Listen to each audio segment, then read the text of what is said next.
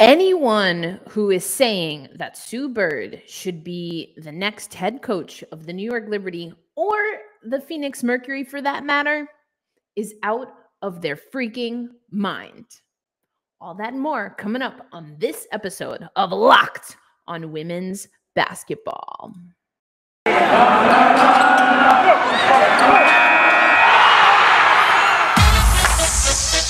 You are Locked on Women's Basketball, your daily podcast on women's basketball. Part of the Locked On Podcast Network, your team every day.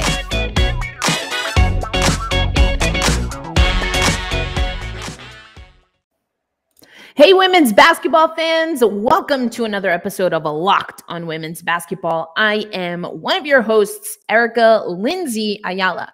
Although for those of you watching on YouTube, you probably think I'm the only host, but we have a handful more. Anyway, as I mentioned in my open, we're going back to Sue Bird. I'm going to talk about it again because I can see on the social media and yada, yada, yada, people trying to get clicks that, you're still talking about Sue Bird. We're going to shut that down for sure. And again, go over some candidates that make a lot more sense for New York. We're also going to hear from Sandy Brondello. She was on an ESPN podcast talking about essentially her no longer being with Phoenix and even got into Liz Cambage and, of course, the Opals. But right now, we are going to talk about the NCAA power rankings. But let me tell you first that this episode of Locked on Women's Basketball is brought to you by TrueBill. TrueBill is the new app that saves you money by helping you identify and stop paying for the subscriptions you don't want or need, and can even negotiate better deals for those you want to keep. We're going to talk about that coming up on Locked on Women's Basketball. Just a reminder that Locked on Women's Basketball and everything and anything that you hear or watch on the Locked on Podcast Network is free for viewers. And so that's why we love our sponsors. They're making everything that we give you available. But let's talk about the NCAA. Now, it's been quite a time with some of the top-ranked teams, players that they're losing for the season or for a period of time. South Carolina has been impacted. Obviously, UConn has been impacted. AZ, Fudd, Paige Beckers. They also have some players that are going to be transferring out. Gino Auriemma popped off, as he is known to do. A lot of people wondering if his approach is even appropriate. And ultimately, no. His approach is very much the same approach that he's had for however many years he's been coaching. But this is a new generation of athletes. And, as they say, you have to adapt or you become extinct. So we'll see what happens there. That's probably a larger conversation. But as always, I want to take you over to Autumn Johnson, NCAA media reporter, and has the weekly power rankings. This was posted yesterday, December 13th, Monday. And not much of a surprise at the top. It's South Carolina. The Gamecocks have been untouchable with a 10-0 record, now taking down Maryland, which makes them 4-0 over top 10 foes, Autumn writes. She says, I do not see South Carolina losing a game the rest of the way. They also beat my Elon Phoenix. That's to be expected. But Elon on the come up. I love it. I love what Charlotte Smith is doing there. Speaking of North Carolina, raise up NC State. The Wolfpack might have fallen to South Carolina earlier this season, but how about a 10-game winning streak since then? Yes, Wolfpack. Now, when I played softball against you when I was at Elon, we had some problems, but I can respect what Wolfpack women's basketball is doing. So just a really great team. ACC love. I know Ari Chambers is absolutely loving it. They come in at 2. Stanford still in the top 4. Welcome back, Cardinal. We haven't seen Stanford since they defeated Maryland on November 27th in the Bahamas. The Terps have been resting and studying during a 2-week exam break. I think that was a typo. So Stanford had a 2-week exam break, Autumn reports, but now they are back in action. And Cameron Brink having a great sophomore season. Indiana, okay, let's go Indiana. Coming up in the top 4, the Hoosiers defeated Penn State for its first Big Ten win, went on to take down Fairfield, and then closed out the week with a ranked win over Ohio State, 86-66, the win there. And so that's your top 4. But who did we not hear from? UConn. They're at number 5. Autumn writes, it's been a roller coaster for UConn, getting hit with multiple player injuries at once. Paige Beckers, as I mentioned, Nika Moll, AZ Fudd, depleted backcourt. They lost that game to Georgia Tech. People were ready to be like, all right, now let's go media. You're still going to cover UConn and da-da-da-da. You know, there's always a lot of conversation, shall we say, around UConn. But you love to see that you had some players stepping up here. And essentially, I do think that some of what Gino says, most all of what Gino says is, it's not that he doesn't believe it, but it's very what's inside his head and non-filtered. And some people are being like, oh, well, you know, you shouldn't have to filter yourself and da-da-da-da. Listen, I could go on and talk about that for days.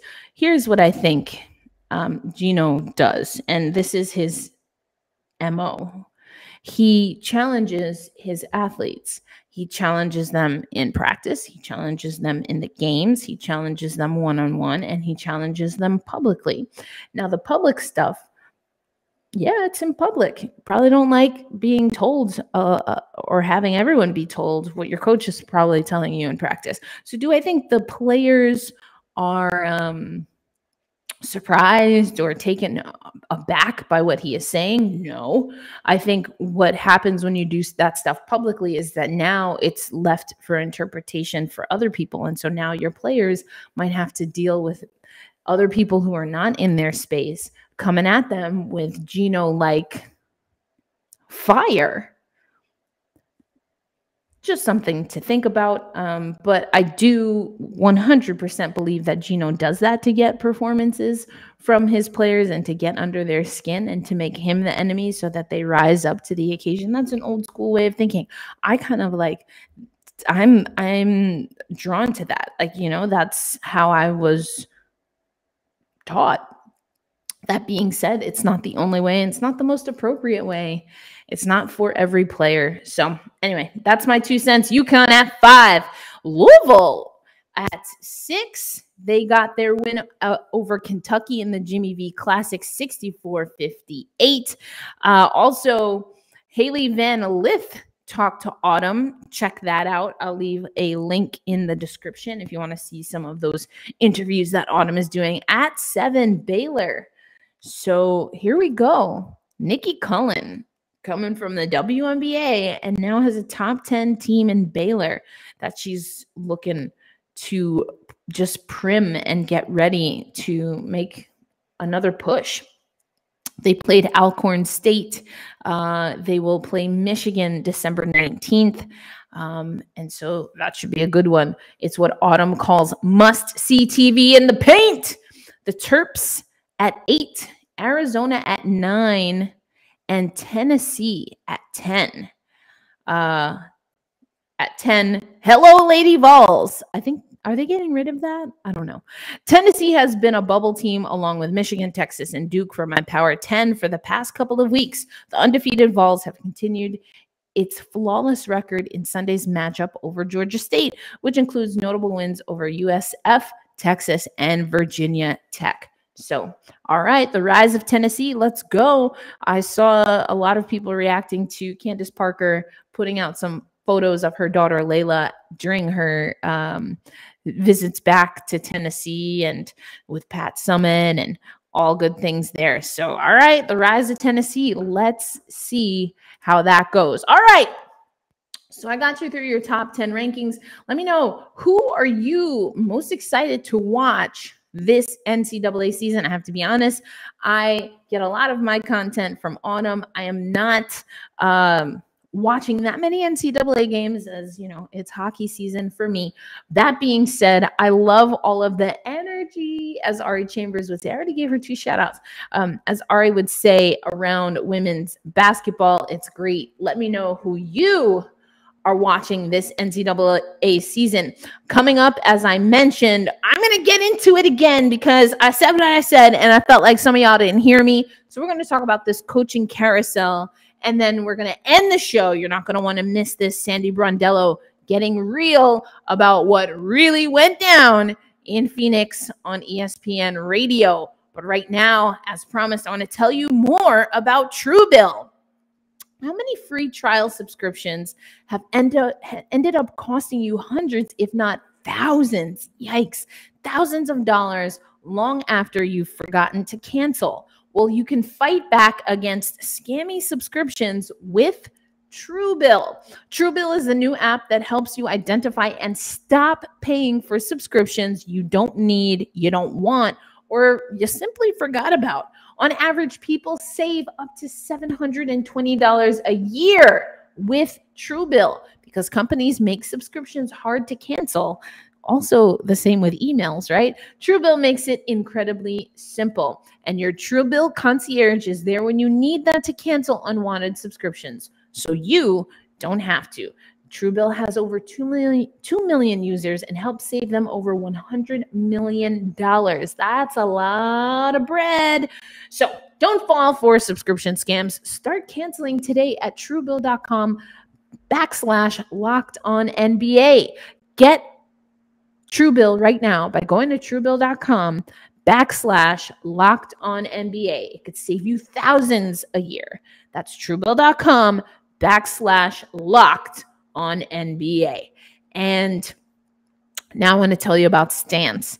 I truly do love my Stance socks. This is Stance sock season, if you will, because as I've mentioned before on the show, every year I get Stance socks. I have high quality socks in my repertoire because I have a loving family member who put me on to Stance years ago. What do I love about Stance? That it's high quality. I love that you also get to have a little Flavor Flav. I saw that about a week or 2 ago, Spike Lee was tweeting about Stance socks because he has his 40 acres and a mule, you dig, sure enough. He has a line of Stance socks. So it's great quality, good fit, and swag and style to boot. I love Stance socks. I kind of do like the long socks, but they have all kinds of different socks to suit your needs. Also have underwear and undergarments and things of that nature. I haven't gotten into that, but from what I know from Stance socks, I know that it is legit. So here's what we want you to do. I'm just looking at some of these. I literally just looked down and I realized I'm even missing out. They have Wu-Tang Clan, Stance socks, The Goonies, Star Wars, Harry Potter, Major League Baseball. I have Brooklyn Dodgers Stance socks. I talked about it before. So here's the call to action.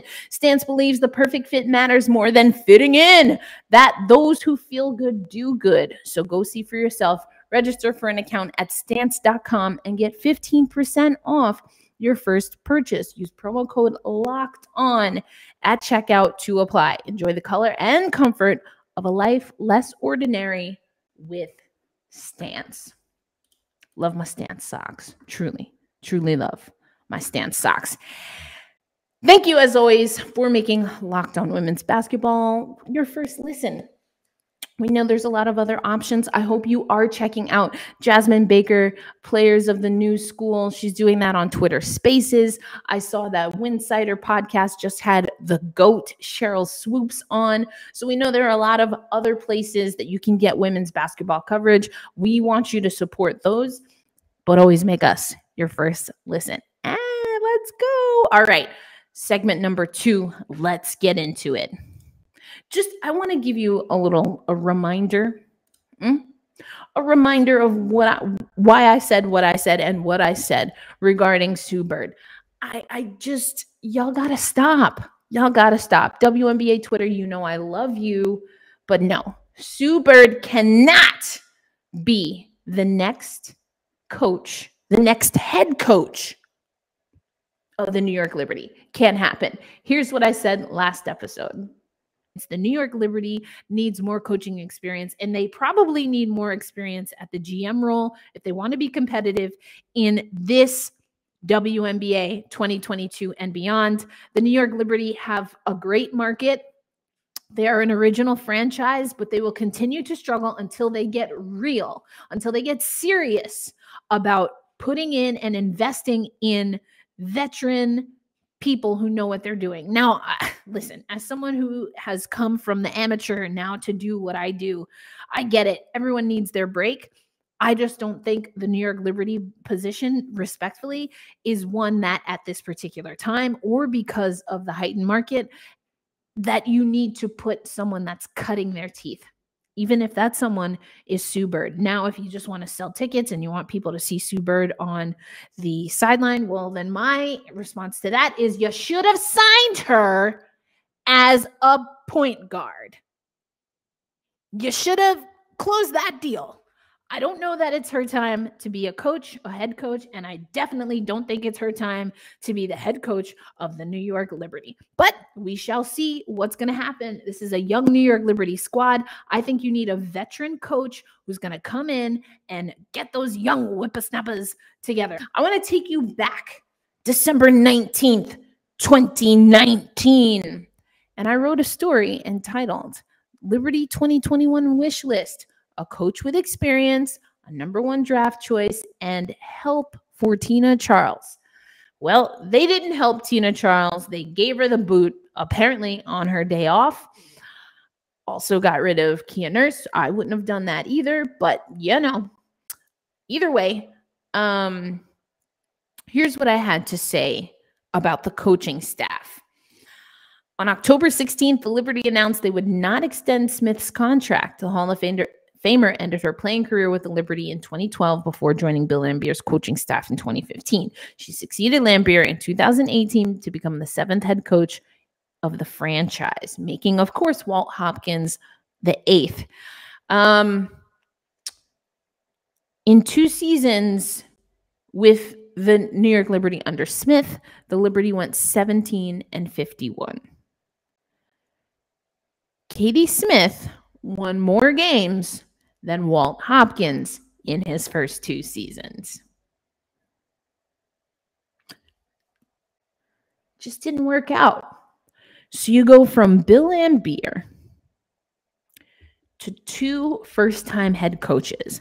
And now you are going to tell me that you want to go with another first-time head coach? Maybe if I think about it this way, I should be excited that finally the WNBA is getting to NBA levels of a goat is a goat is a goat is a goat. And we're ready to christen Sue Bird the next coach of the New York Liberty. I think that's insane. Do you want to win? Do you want to win? Do you want to win games? Sure, Sue Bird. Everyone loves Sue Bird. I love Sue Bird. You're going to get a lot of attention. You're going to get a lot of media. Is that your strategy to win games? What happens off the court? I thought the New York Liberty wanted to try and win a championship because out of all of the remaining original franchises, after 25 seasons, the New York Liberty still do not have a championship. So do you want Sue Bird as your next head coach in 2022, or do you want to get closer to a chip? And if that's how it goes down, that tells me a lot about what this team is trying to do, because it ain't trying to win. Not on the court. Not on the court. So yeah, I said what I said. But we're going to move on because someone who would make a good head coach potentially is Sandy Brondello. Now, we're going to get into this in the next segment because I like Sandy Brondello certainly more than Sue Bird, but I do see people having some concerns, and I'm going to let you know why I think if Sandy Brondello is the next head coach, that she's probably not the long-term option. That's coming up on Locked On Women's Basketball. But right now,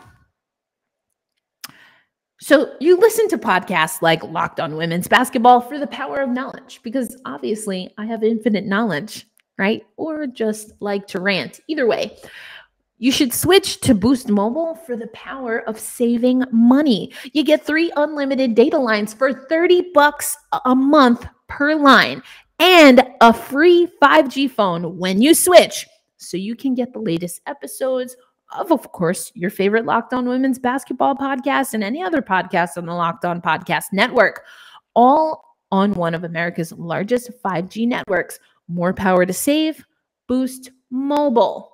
Now, here's the disclaimer. The free phone is limited to new customers and 1 per line. Additional restrictions apply. Offer and coverage not available everywhere or for all phones or networks. So go to boostmobile.com for the details.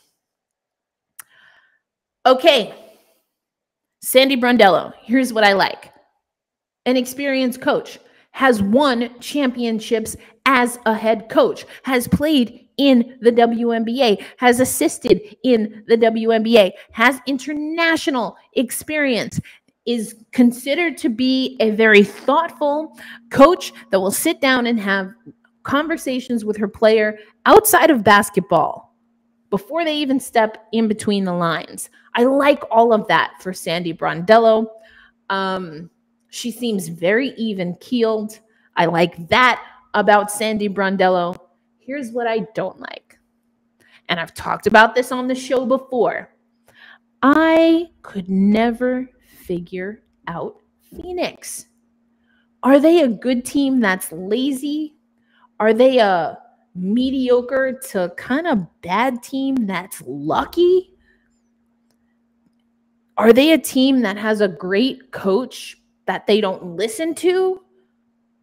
Did they have a coach that I just, what was ever happening with Phoenix? And I'm saying this because I'm baffled all the time, because whatever was happening, it had a way of working, but it looked kind of messy at times, right? I mean, Brittany Griner should be a dominant force in the WNBA. And I don't know why that's never come to be. Diana Taurasi is an assassin on the court. Just an assassin. Can't play defense. I actually think it's gotten better over the years. Can't play defense. Will rack up technical fouls. Will hack the crap out of someone when she doesn't like that she didn't get a call. But ice in the veins? What? Come on. So I never could really understand Phoenix. I do think some of that is personality driven. Sandy Brondello seems to be a sweetheart, and I am a huge fan of Sandy Brondello. I also get the sense that Sandy Brondello don't want no smoke. She don't want no drama. She's not built like that. Not gonna really want to live in confrontation. The good thing is that Walt Hopkins was all about the positive process. And yeah, I know we haven't won a game in ever, but we're going to take away the positives from this experience. So the New York Liberty team should be ready for a coach that is going to be nice, sweet as pie. But my take is that Sandy would be able to, on an individual basis, really get a lot more out of her players. And I think that just comes with experience. I don't get the sense that Sandy Brondello has, an agenda. She doesn't have a certain style of play that she's pushing necessarily. When you're a coach of a team like Phoenix, that at any given time is kind of an all-star team, when you're a coach of a team like the Australian national team, You have to manage a lot of different personalities, styles coming in and out. Sandy Brondello's never been a GM. As far as I know, she's only ever had to be a coach, which is great. I love that separation. I think Sandy Brondello is built to be a good coach in this league. And I absolutely think that she should be given a shot in New York. And it would be a travesty to not have Sandy Brondello in the league next year. And right now, the opening is in New York. All that being said, I just, like the Luther Jerry curl, some of y'all know what I'm talking about. It just doesn't quite, no. I could never figure Phoenix out. Maybe it's just a change of pace. Maybe there were things happening where Sandy didn't have ultimate control and she controlled what she could, and what she could control, she did a pretty good job. When's the last time the New York Liberty have been to anything resembling the postseason? Oh, yeah, they got in that one playoff game. Well, the format's changing. And do you really want to see the New York Liberty in a series? They got better, but certainly not the last 4 years of New York Liberty basketball would I ever want to see in a playoff series. That can't happen. So what does Sandy think about all this? Well, we're going to close out the show listening to excerpts from her conversation with ESPN. Now, this is Kane Pittman. He reports from Australia. This is the Ball and the Real World podcast as part of ESPN.com. Of course, the link is there for you, but they came in pretty hot talking about this mutual parting of ways, or whatever we're calling it. I told you my auntie senses were telling me that's probably BS. Here's what Sandy had to say. It was surprising. It was surprising news that you wouldn't be coming back to the Phoenix Mercury. Obviously had a successful season last year. Your record, everyone knows, WNBA championship, playoffs every year through your 8 seasons. So can you, I guess just to start, the easy question is, can you just talk us through from your point of view, the process to get to here? And obviously the contract was up, but when they say mutually agree, maybe I'm a bit cynical, Sandy, but I always am curious to understand what that means. Yeah, look, to quite honest, I've been here for 8 years, and when, we just, the management just decided that it was, probably good to have a new voice. And so if you call that mutual, that's what it was. But yeah, look, I'm very grateful for the opportunity to coach the Phoenix Mercury for so long. I mean, it's hard to, win in this league. It's hard to stay more than 3 years in this league. And I was able to stay really great organization for 8 years. So grateful for that. Got to coach some really great players, made a lot of friends. But yeah, now let's see what the next opportunity brings me. So there you go. Yeah, if you want to call it that, I guess it was a mutual parting of ways. Okay, Sandy, listen. Also, here's what she had to say about Liz Cambage and the Australian national team. So you knew I was going to ask about Liz. You brought her up. So obviously there's so much interest anytime a squad's been announced or heading into a major tournament. So over the last few weeks, what was it like from your perspective in terms of were you aware the whole time that it probably wasn't going to happen? Did you have contact with her? What did the last sort of period look like leading into, obviously, her not being named, her saying she didn't want to play, whatever? Yeah, look, Jan Sterling and I, we just contacted all the players either by, email or by the phone, just to get their interest and see are they committed to going forward, because it is a big commitment. Sandy Brondello also saying that she's interested in the New York Liberty coaching role. So we'll see what happens. That's all we have for this episode of Locked On Women's Basketball. As always, thank you for listening and making us your first listen of the day. Now it's time for you to head over to Locked On Bets, your daily one-stop shop for all your gambling needs, hosted by your boy Q and expert analysis and insight from Lee Sterling. Until Thursday, we're coming up on the end of the year holidays. I hope you're safe. I hope you're well. Women's basketball on the rise. We love to see it. Until next time, Erica Lindsay Ayala, a.k.a. Auntie, signing out.